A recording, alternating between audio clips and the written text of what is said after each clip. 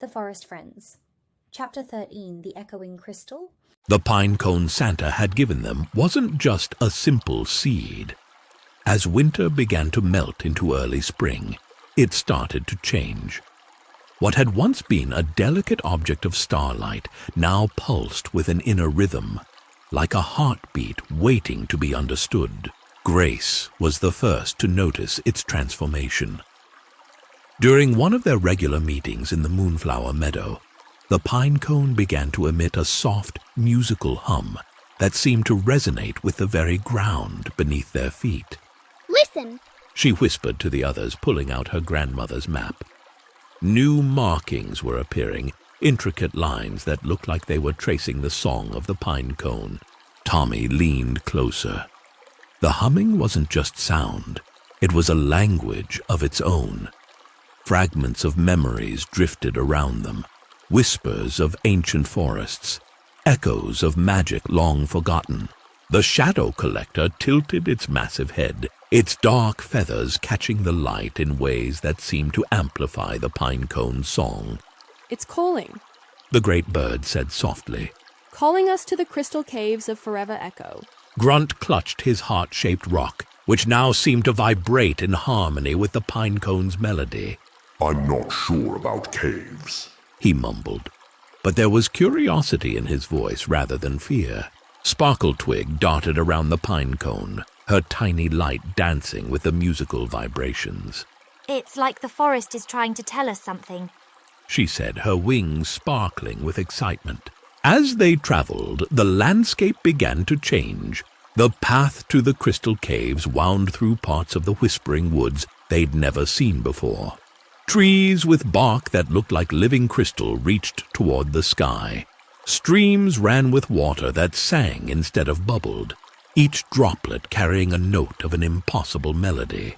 The entrance to the crystal caves had changed. It was nothing like they expected.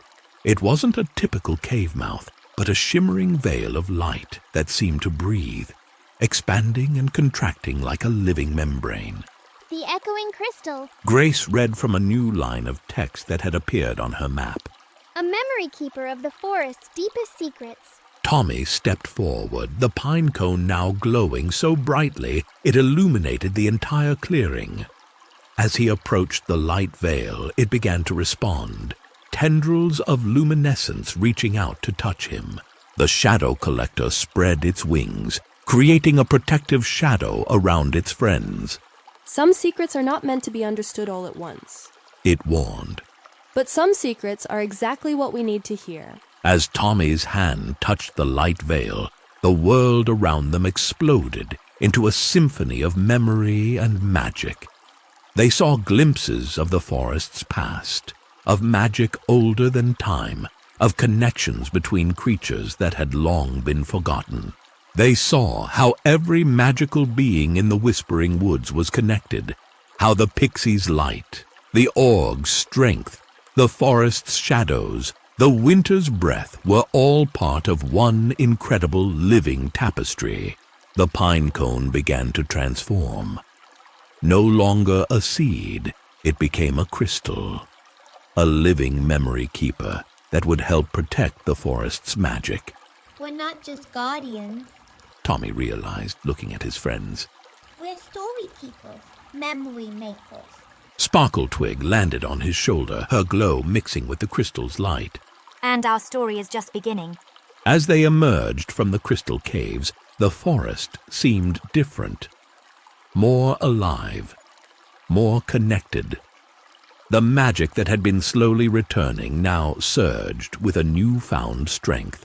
The shadow collector's voice rumbled softly. Some adventures change you. Some adventures change everything. Tommy looked at his friends.